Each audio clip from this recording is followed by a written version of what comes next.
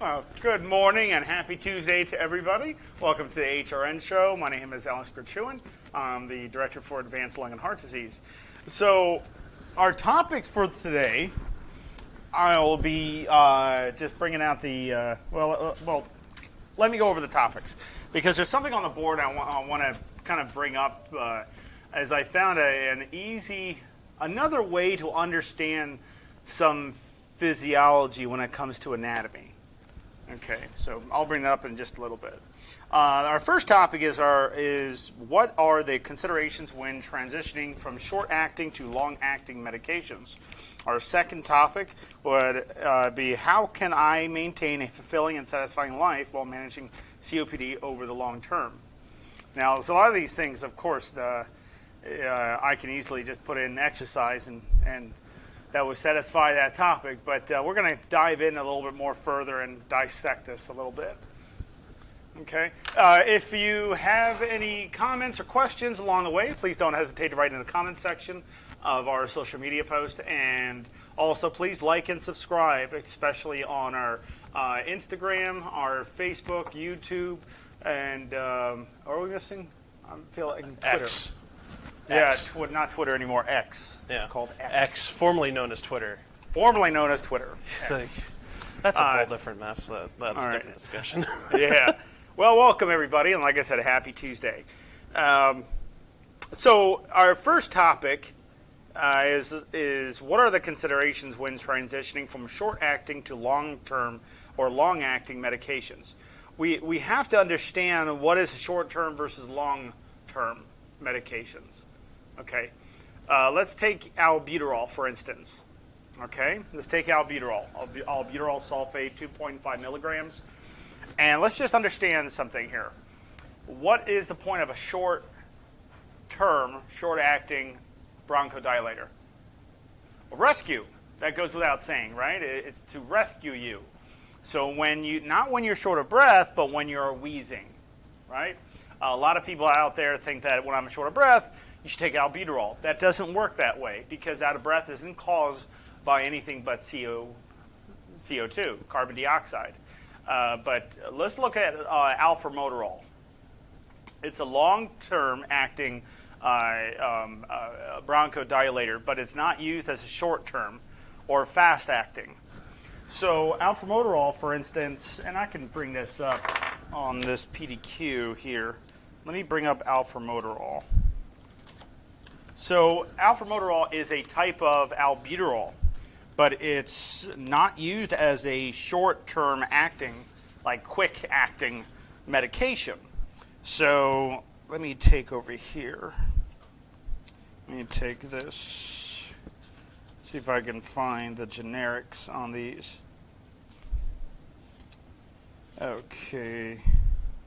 All right, well, we can take salumeterol, which is another type of long-acting bronchodilator. And the normal adult dosage would be a dry palate inhaler discus, 1 puff BID, which is twice a day, but at the right time. So if you do it at 9 o'clock in the morning, you do it at 9 o'clock at night, right? If you do it 8 o'clock in the morning, you do it 8 o'clock at night.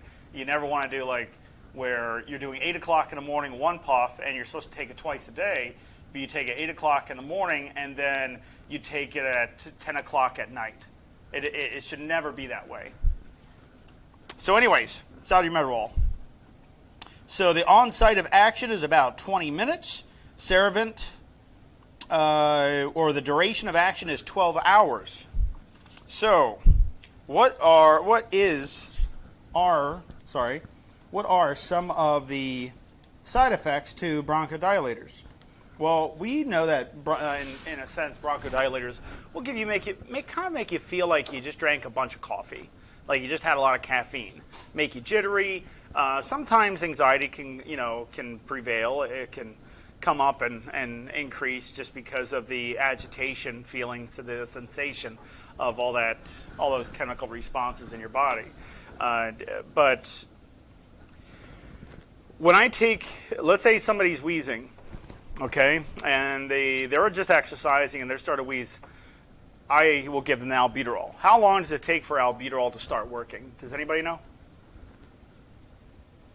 To start working, the first onset, the full onset of action is within 5 minutes. 5 minutes. Okay, 5 minutes. It can stay in your system for like 6 to 8 hours, but after 20 minutes, it's going to start dying down. Okay? And when we take a albuterol treatment, bronchodilator in this aspect of the conversation, or statement rather, when we take albuterol, our main goal here is to dilate the bronchi, right? So after 20 minutes, is it possible the person can go back to wheezing? Like come right back to, yes, of course. Okay. How much of a relief rate does these medications give you? Well, that depends on the medications. Some medications that a lot of people don't know is that a lot of these medications, you have to develop a prophylactic response system. What I mean by that is, let's say you take Wellbutrin. I brought this up before. Let's say you take Wellbutrin for an for antidepressant, for depression, not antidepressant, but it's an antidepressant medication. So you take Wellbutrin, and your doctor prescribed you Wellbutrin for depression. How long does it start to work? First onset. When does it start to work? About 2 weeks. About 2 weeks. But you have to take it on time every time. Okay, you got to take it on like exactly when the doctor prescribed it to you. Like exactly if your doctor says take it just take it once in the morning, around 10 o'clock or something, then that's what you do. Okay, but you have to develop a therapeutic blood level in order for that medication to work effectively. Some steroids work the same exact way. So a lot of medications work the same exact way.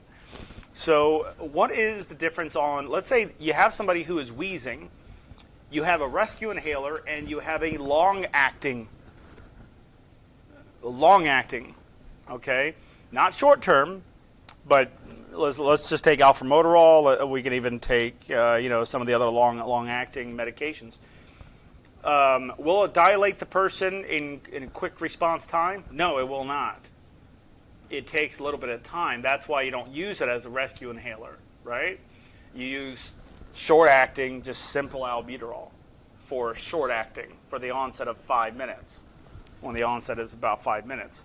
So when you're transitioning from short-acting to long-acting, it's a catch-22, I would say. It's more of a catch-22. Well, maybe that's not the right way of saying it. For people who have acute bronchospasms, we will always give a short-acting. But on another note, we'll also give them a long-acting as a kind of like a backup, just in case. Okay? And when people take these medications, what's the proper way to take a meter-dose inhaler? Okay, so first thing I do is I shake it vigorously. Okay, I shake it up. All right. If it's brand new, I have to prime it first before I start using it. Once I prime it, I don't have to prime it again. So anyways, I shake it up. I place it in my mouth. As I start to inhale, I don't actuate. This is me actuating. I'm not going to actuate it first and then inhale. I'm going to continue. I'm going to make the inhalation, me breathing in, inhalation, constant. Okay? I just have to time my actuation. So I start to breathe in. I'm not disrupting the flow of air. So I'm not pausing. I'm nothing like that. I'm just continue breathing in. As I breathe in about a quarter of the air, fill like my lungs are like a quarter of the way, I'll actuate at that time and keep inhaling until I fill up my lungs to 100%. And then I have to hold my breath for how long? Does anybody know? 10 seconds. You have to hold your breath for 10 seconds. Okay, let's say somebody didn't do that. Then the medication probably will not work at all because it never met the proper deposition, the depth that has to reach and travel into the lungs. A lot of people think that if I just breathe, that should sustain life and that's it. The depth of the breath is very important. the depth of the breath. So I have to fill up my lungs 100% and hold it for 10 seconds to allow the laminar to turbulent flow to be achieved, meaning as I breathe in, the airflow will travel deep into the lungs where it counts, where the medication will actually work. So if I transition from short-acting to long-acting medication, okay, what's the problem there? Is there a problem? No, it might not be. But does that person still need a short-acting medication? Because a long-term medication won't work for a short-term medication that's fast-acting, that acts very quick. Okay, we're talking in this sense bronchodilation.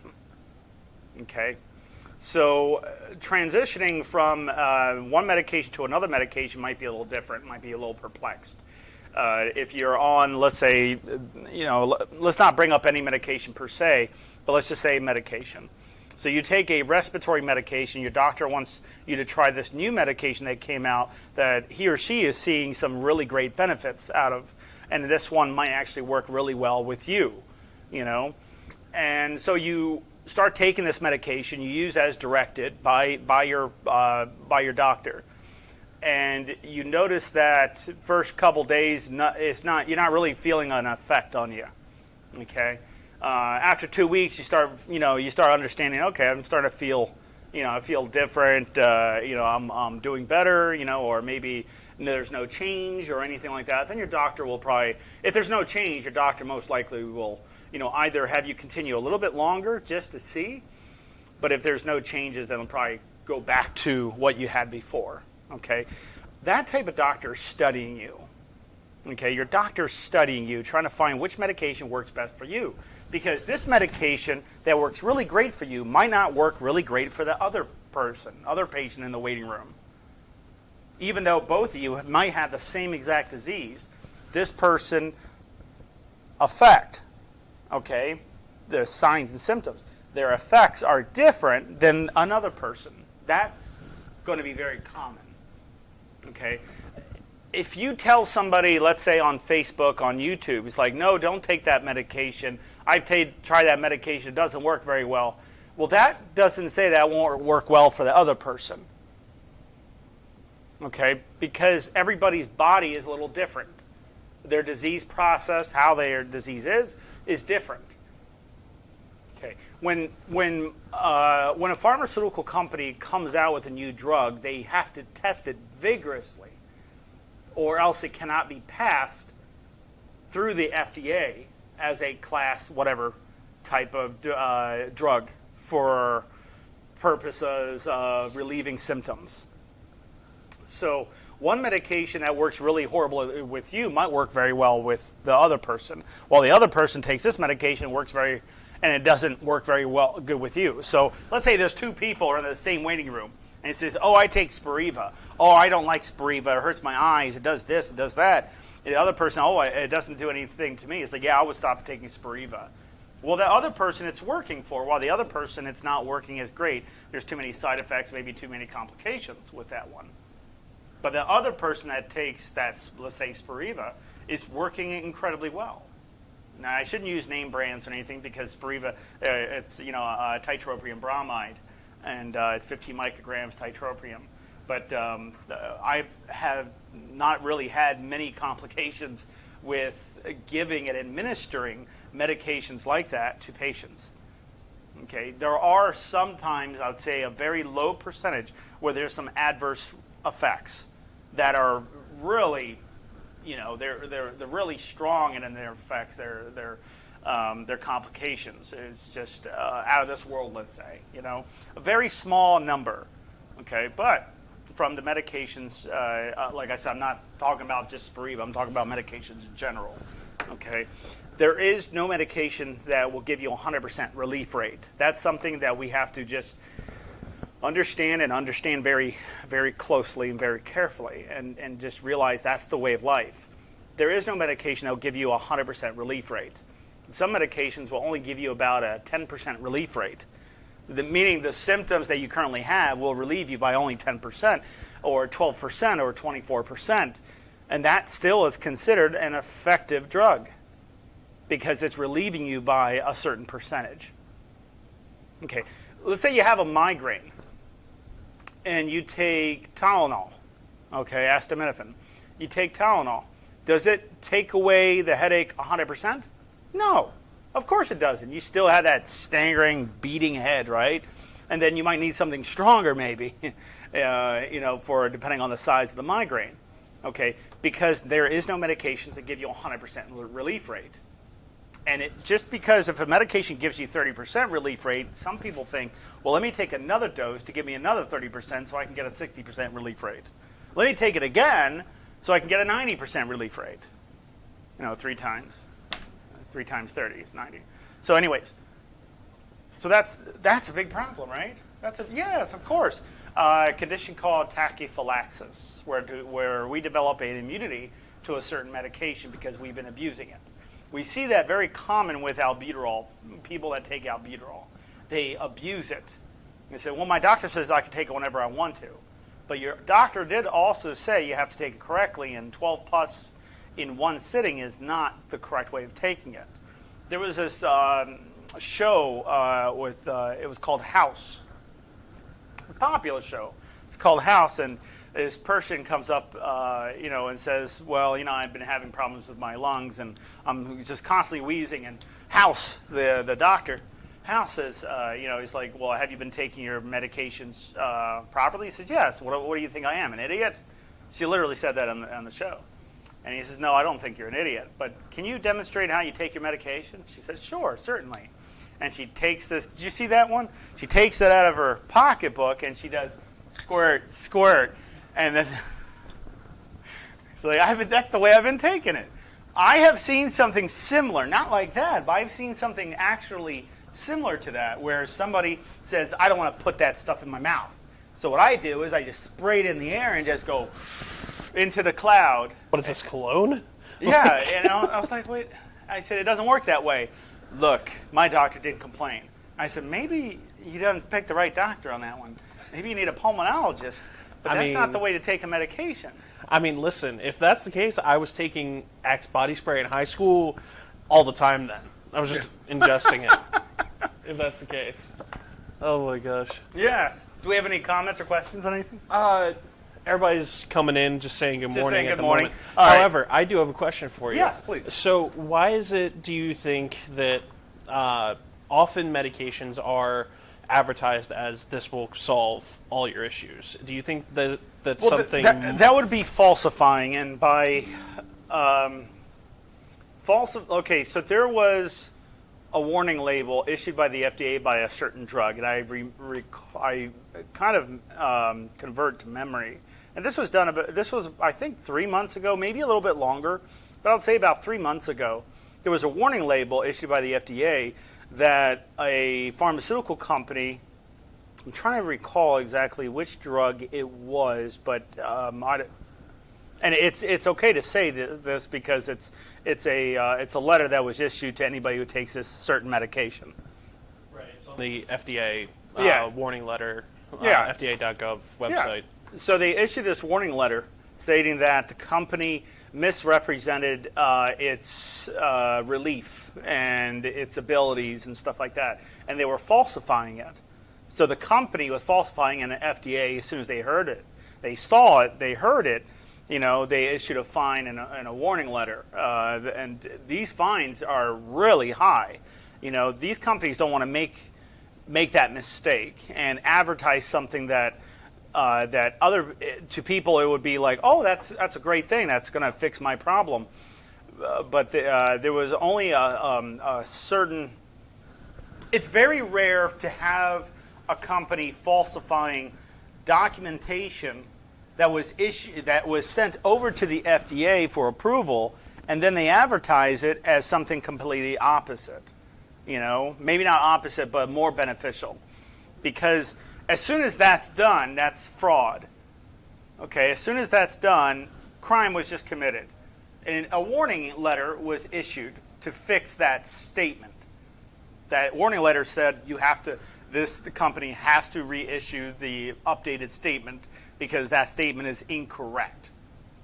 Okay, so even if a pharmaceutical company would come out and saying that, and if there was any red flags with the FDA, they would say you have to change the advertising, you have to change the wording, you have to change this, change that, because it's misleading. People are going to think, oh, this has a great relief rate, so on and so forth.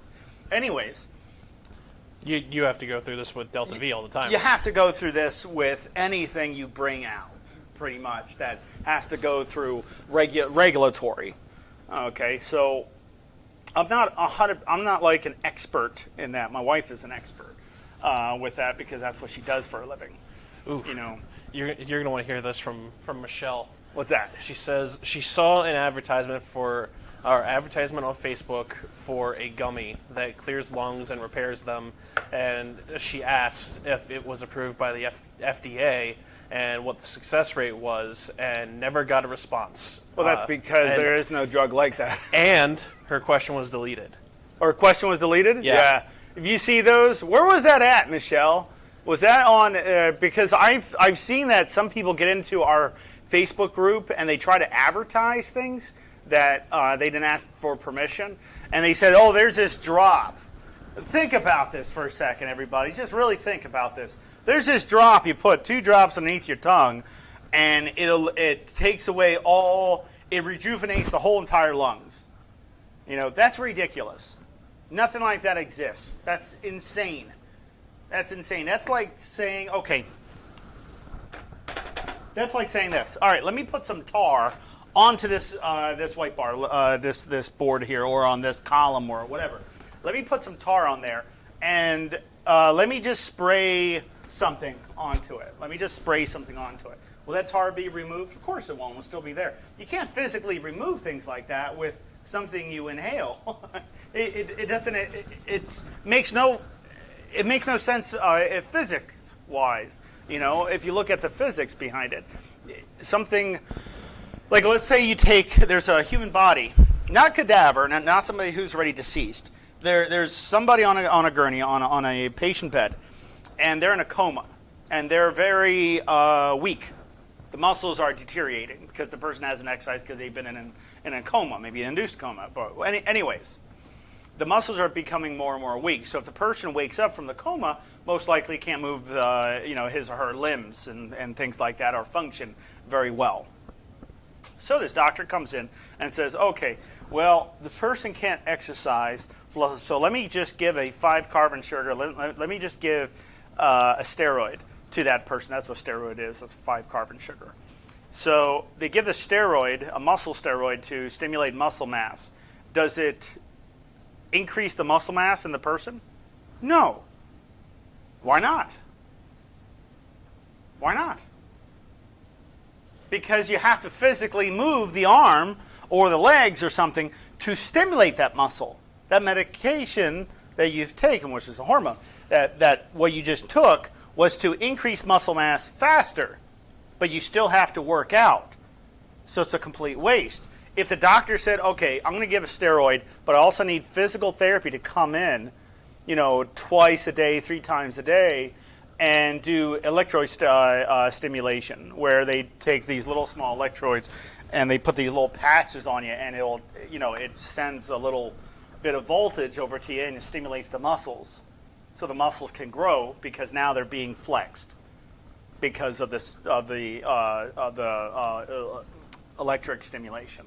So that would be different. But if you just injected somebody with steroids, they're not going to increase anything. Doesn't it increase fat if it's not used? Sure can. Oh, yeah. Oh, absolutely. 'Cause I'm pretty sure that happened with Barry Bonds after he stopped playing baseball. Because we all know Barry Bonds, that whole thing. And I'm pretty sure he's huge now because of it. Is he? Yeah. But, well, I mean, when I say huge, I mean, obviously he was already big because... Yeah, I understand what you're saying. But, yeah. So Michelle added...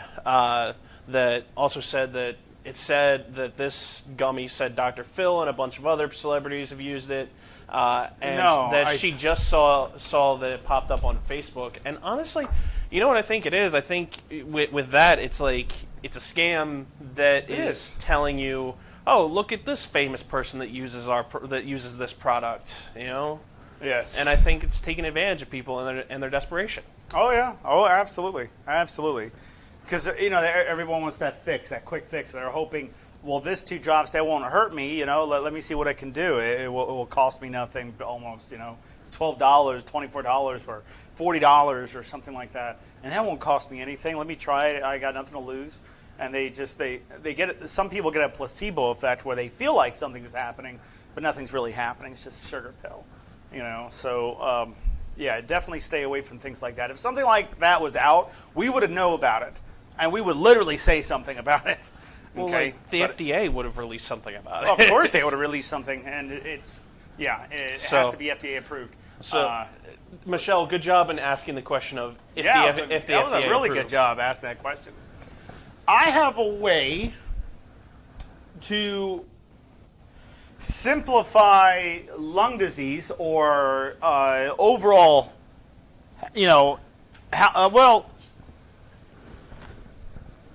this is a neat way of explaining human anatomy and physiology when it comes to disease. So let's go up to I'm going to go up to the board.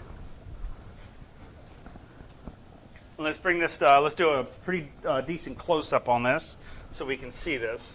Now, please excuse my handwriting, as my handwriting is sometimes a little difficult to read. It's basically documented. Are you pretty close up? Yeah. Okay. Okay. So let's take, and we can take a disease. We're going to say COPD. Okay. We're going to say COPD. We can also take a look at a heart disease, pretty much anything. Okay. So to understand a disease, to understand the body, just look at a plumbing of a building. The plumbing of a building. Okay. It's actually pretty unique. So let's take a water tower that supplies water to this building. This building represents your body. Okay? Now, the water tower represents blood in your system. All right, so if the water level, it has to maintain a certain water level, or in this case, blood. But let's just take, the building. So I don't want to make this very complex. I think this is a very unique way of understanding some anatomy and physiology, specifically physiology when it comes to disease, like COPD. So what is COPD again? Well, we understand it's chronic obstructive pulmonary disease, but what is it?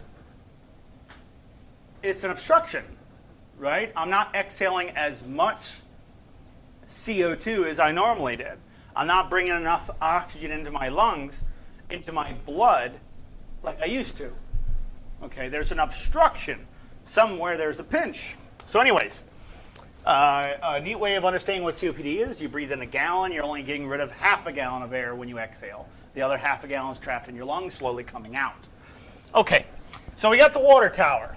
Now, to feed these faucets, do you see where it says LAV? We're going to say laboratory.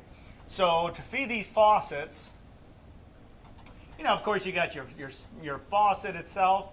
You got the knobs, hot and cold knobs on there, right? Okay. So what pressure, if anybody knows, please don't hesitate to write in the comments section. What pressure is required to make a faucet or a shower head work effectively, efficiently? Okay, we're looking at a 50 psi source. 50 psi. Okay, what's the overall pressure in a person's body? Does anybody know? Overall pressure. We're talking about blood pressure. You could say 120 over 70, but that's not necessarily correct. So it's 120 is systolic, diastolic is 70. So you take 120 minus 70, that gives you 50, not psi, millimeters of mercury. That's the overall pressure, 50. Okay, so 50 psi. That means if this supply, that's the supply with a 3-inch pipe going into this building, and at the very end, these faucets aren't getting a 3-inch supply, they're getting a half-inch supply. Okay, look at the half-inch supply of water being supplied in a way of capillaries. Okay, your blood capillaries. Because right now, my aorta is like about diameter of a quarter in width. It's very big. Okay, that's a large supply of blood going through that aorta, right? As it goes and trickles down and bifurcates and goes into my left and right side, and it goes to everywhere else, it's supplying a fair share of its nutrients, in this case, blood, but oxygenated blood. So anyways, let's make this really simple. If I drop the pressure, let's say to 30 psi, okay, because the pump pushing the water over, let's say the pump pushing the water, because the water tower is gravity fed. We have to understand that the water tower is gravity fed, okay, but to push the water into all of those labs, the gravity fed tower isn't supplying as much pressure as we want, let's just say. So we have a pump that increases the pressure to its, a regulator that increases or decreases pressure to make the pressure 50 psi coming out to supply that building. If we drop that psi to 30, let's say we turned or decreased the knob on the regulator that allows water to come in, let's say we decrease that, okay, and we only brought in 30 psi. Well, these faucets, these lavatories, not laboratories, lavatories, okay, I'm talking about bathrooms and showers and things like that, let's say. If I drop the PSI on that, will the faucets work very well? No, of course they won't. They won't work effectively, okay? They won't work effectively. Now, in this pump, this specific building, this plant, that, let's say in this building there's a very large plant. That plant represents your brain, let's say. Okay? It needs water. It needs, let's say, a gallon of water. Let's just say a gallon of water to keep alive per day. A gallon of water. Okay?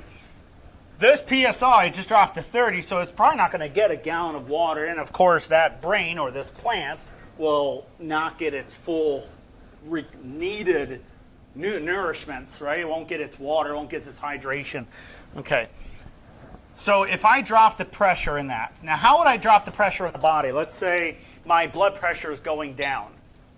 Okay, my blood pressure is going down. That's obviously a bad thing, right? My blood pressure is going down. That's a bad thing.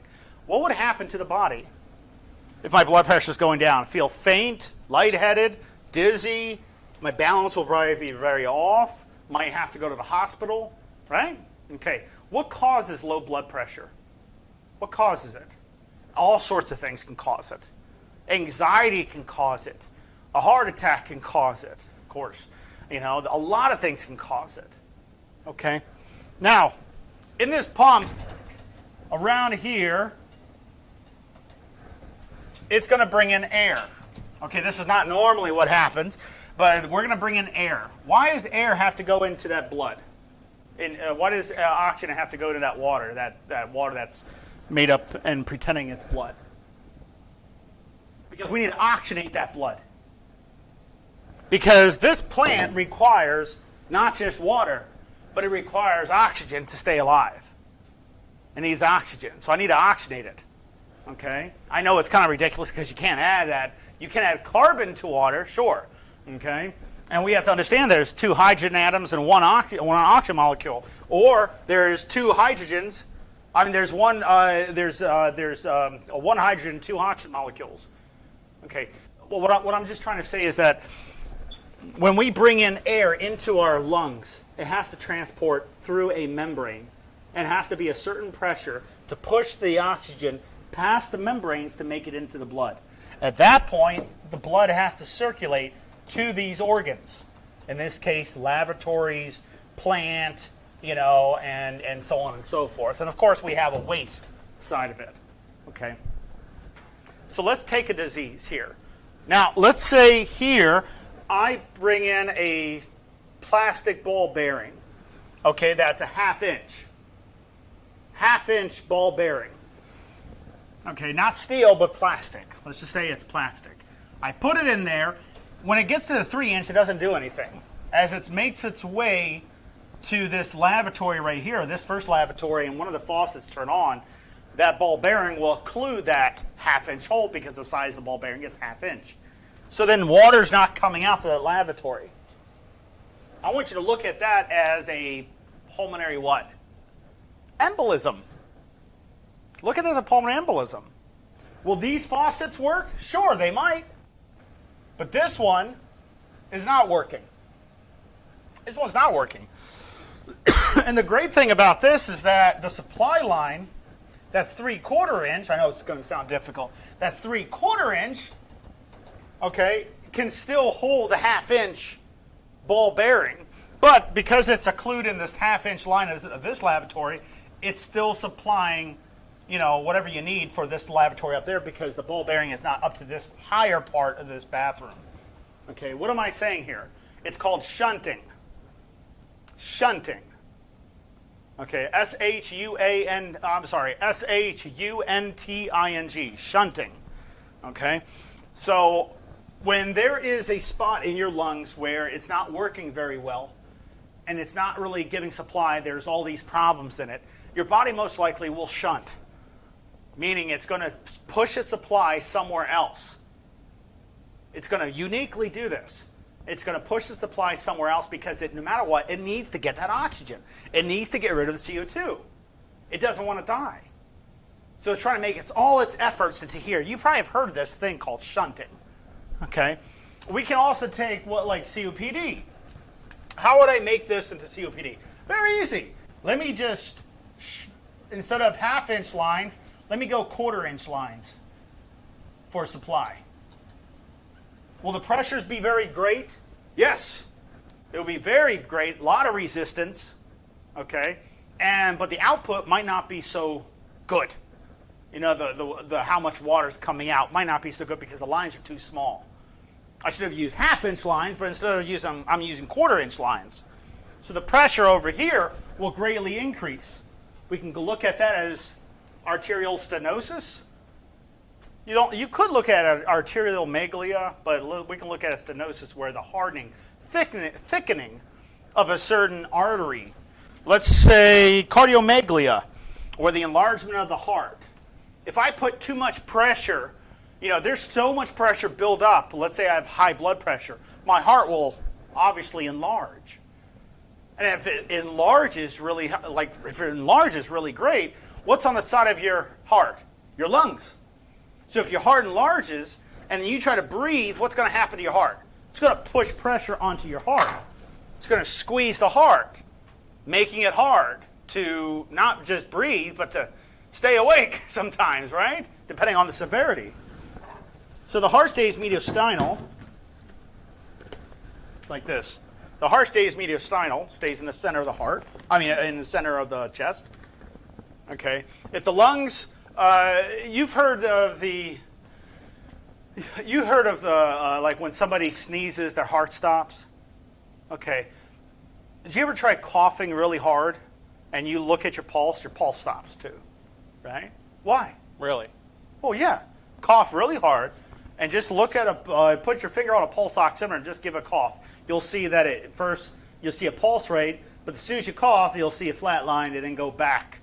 So... Dumb question. Is that what causes you to see stars when you cough really hard sometimes? Sometimes. That's actually pressure. But yes, when a higher increase in pressure, intracranial pressure is about 14 to 16 centimeters of water. So if I breathe in really deep and I overflow these lungs, fill them up, okay, it's going to compress my heart. And what's going to happen? Blood won't come out through the heart as effectively. The ejection fraction won't be as good. Because why? The heart's really big and it's pushing against the lungs. When I breathe in, it's just compressing my heart. So when I cough,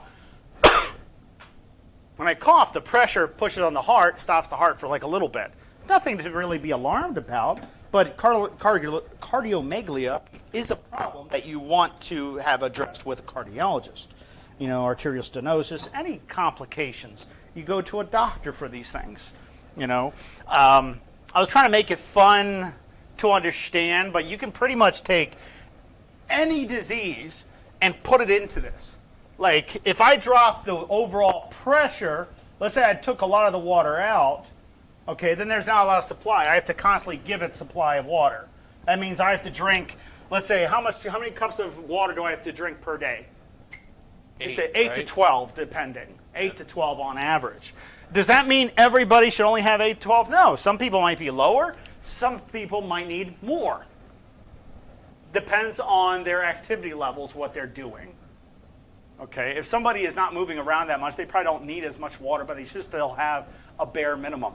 This brain, which we're calling a plant that's being supplied water, this plant requires a certain amount of water.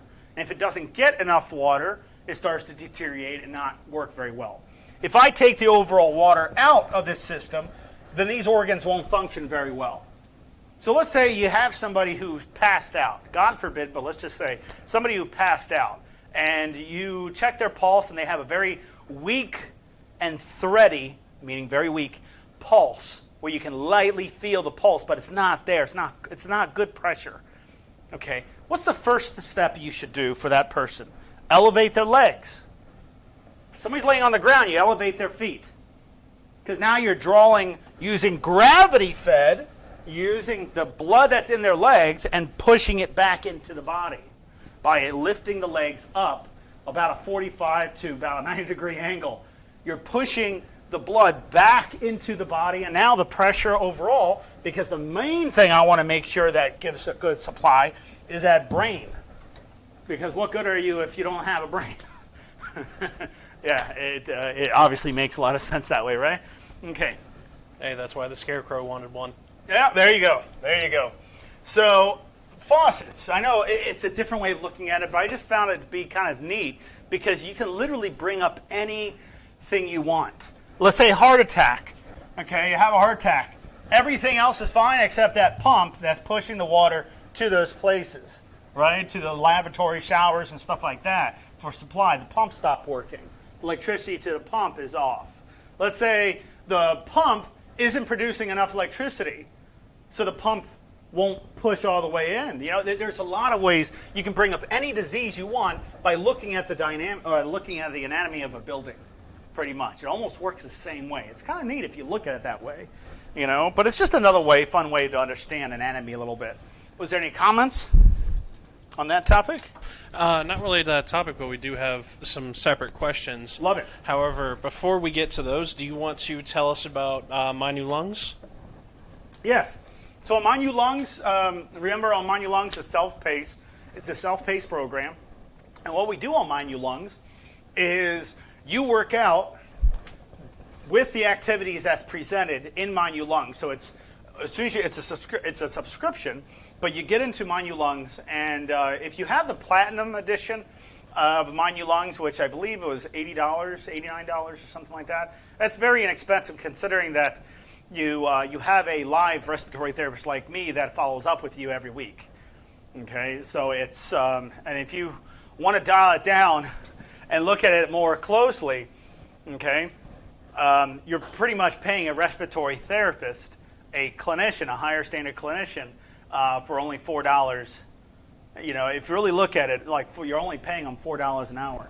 You know, so I wish we can go lower on those costs, but it's a great deal. But My New Lungs is a self-paced program, and after you finish 1 week, you follow up with a respiratory therapist to see how well you're doing.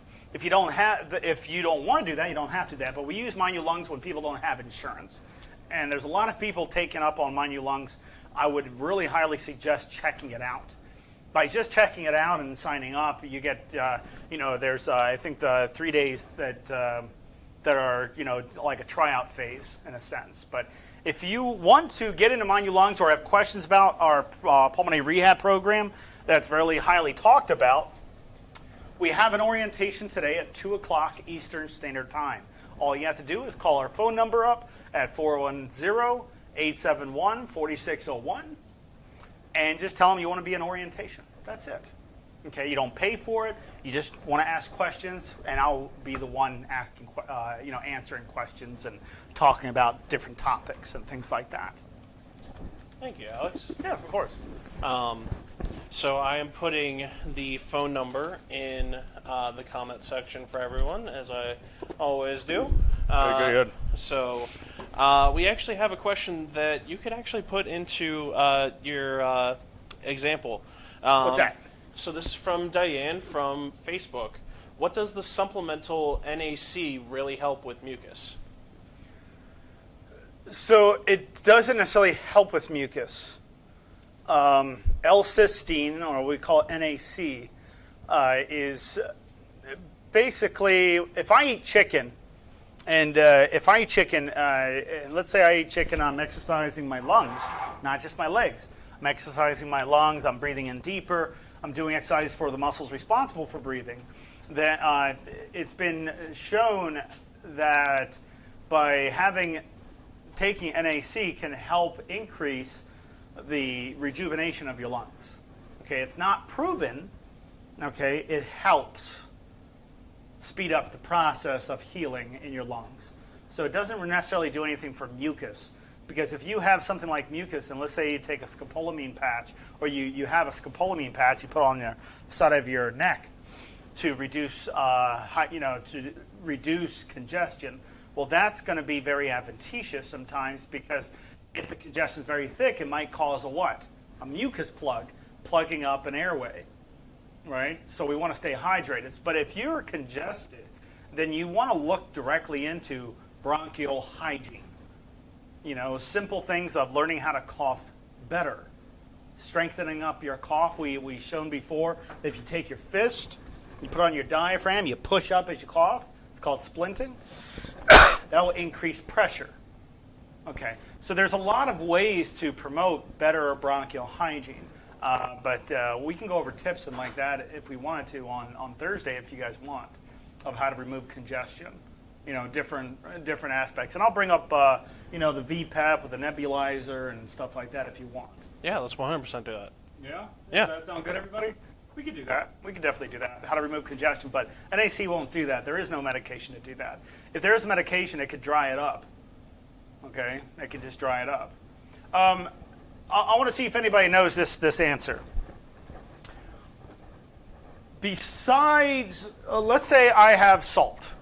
Okay, I add salt to my foods to make it taste better. Let's say. Okay, what does salt do for you in your body? What's the need? What's the point of having salt in your body? Does anybody know? What's the point of having salt in your body? Gotta give him some time. Give it some time? Give him some time. All right, I'll give you a couple seconds.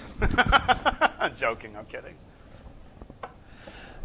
Why is salt necessary? We get salt from natural foods, and the salts that are in the foods, we don't have to add more salt to it. It just most foods have natural salts in there. It's just part of its anatomy, But what do you think salt does for you? Does anybody know? I'll give you a couple more seconds, and then I'm going to give you the answer. Because it gives you more energy? No, actually, digestion. That's how you make stomach acid. Stomach acid. Michelle said it makes you retain water. Yeah, too much salt will, but it doesn't necessarily make you retain water. It's when your salt levels are too high, causing hydroponic to hypo, meaning that if you look at a red blood cell, and let's say it's in saline, okay, and you put it underneath a microscope, you'll see a platelet. You'll see a platelet. You'll see the red blood cell is kind of round in a sense, but they look like almost like a donut, but without a hole in the middle of it. Okay, if I add salt to it, more salt than what's in the saline, what would happen to it? It will pop and puff up like a balloon. If I take the salt away, it would shrink. So there has to be a certain amount of salt in you, just like there has to be a certain amount of water in you. Okay, if I reduce the water and I don't hydrate, the salt content in my body increases. Why? Why does the salt content increase if I dehydrate? Because I'm reducing the water. I'm taking the water out. making the salt concentration higher in the body. Okay. If I take a lot of CO2 out, what would happen? If I take too much CO2 out, let's say I'm breathing out, I breathe out CO2, and I breathe out very vigorously and very frequently, okay, basically hyperventilating. What would happen to me if I breathe like, eventually I'm going to pass out, right? I'm going to faint, maybe pass out. Why? Because you're getting rid of too much CO2. You never want to get rid of all your CO2 because that's what's making up the acidity in your blood. Okay. If I got rid of all the fluid out of my body, okay, obviously I'll be dead, right? So needless to say, in the body, different nutrients cause different things, but your body has to stay in a equilibrium, okay, what we call homeostasis.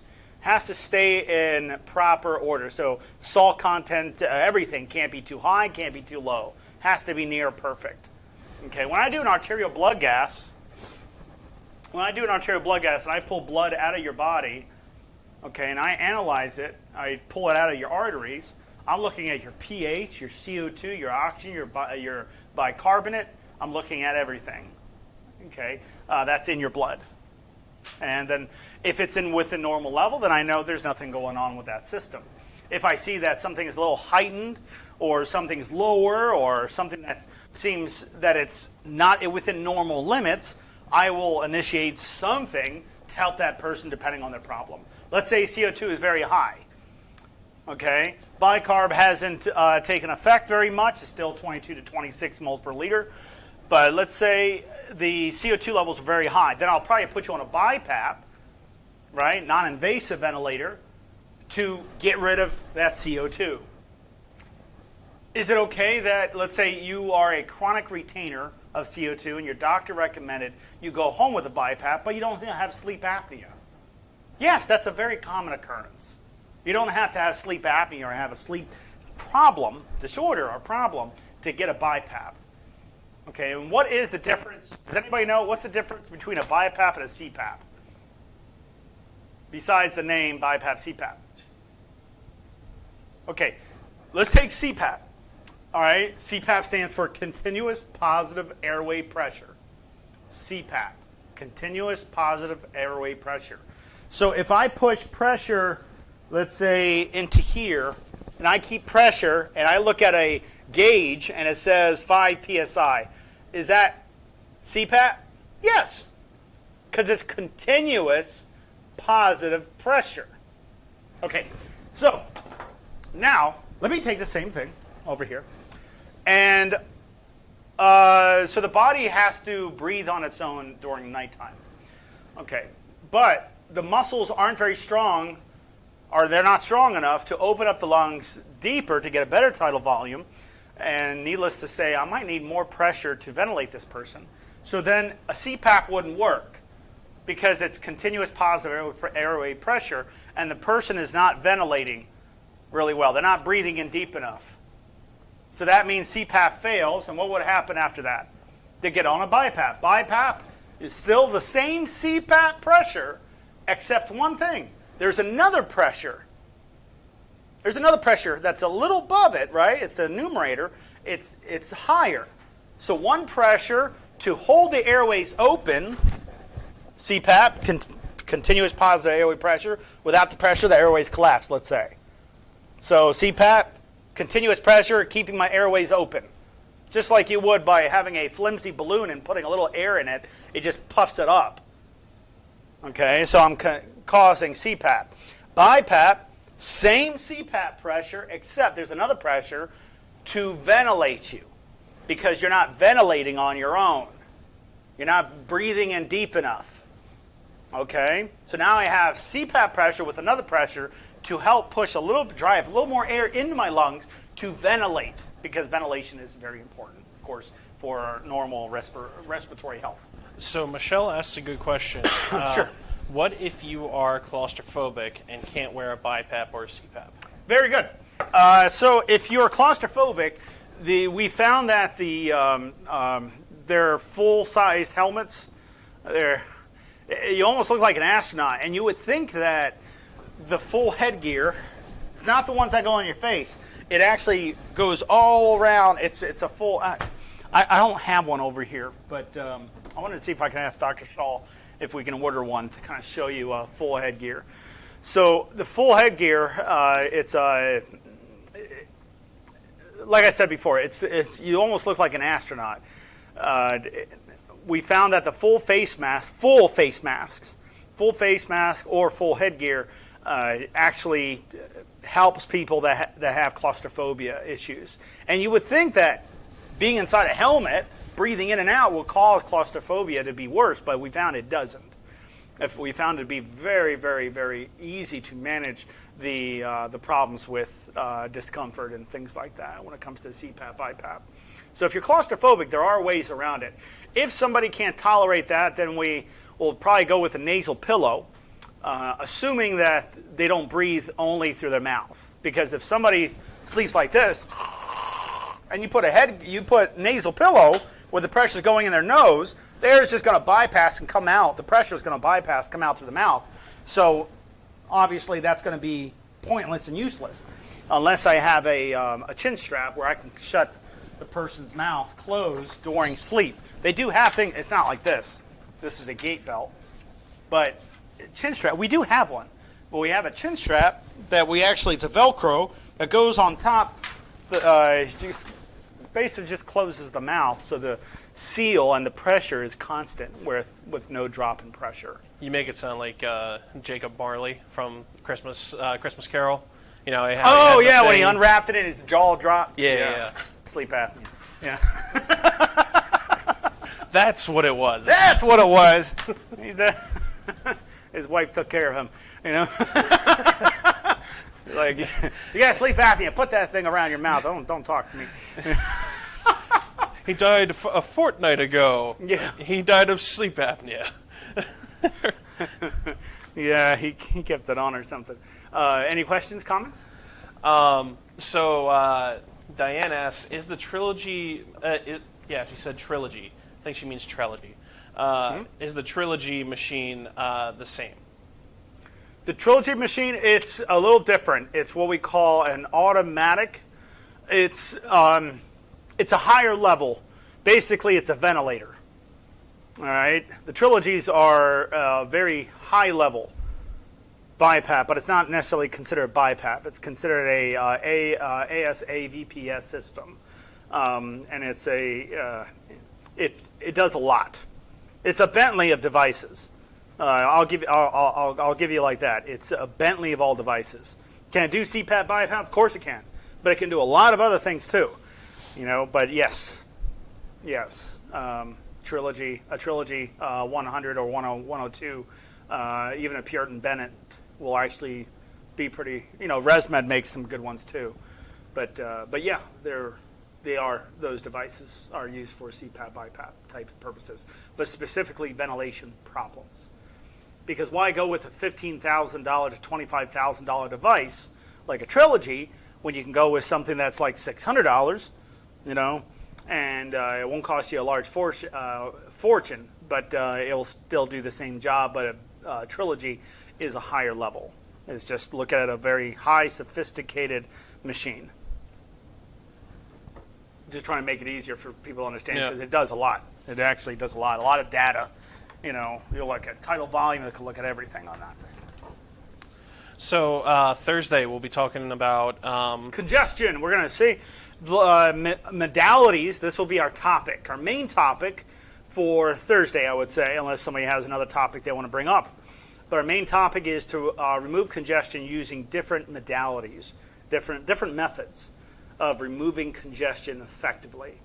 Okay, we're looking at hydration, misting, like nebulizer mist, to all sorts of things to help remove that thick, nasty congestion. Because what's coming up? It's winter, right? We're in fall right now. What's coming up is winter, and what does winter lack? Humidity. It lacks humidity. You know, so we want to kind of be a little educated on bubblers and humidifiers and things like that nature. And that's why you want to definitely tune in on Thursday. Oh, yeah. You don't want to be shoveling snow and hitting the struggle bus, as they say. So yeah, Alex, that's all that. That's it? That's all we have time for. Okay. Unless you have anything that you want to add. No, I don't have anything else to add.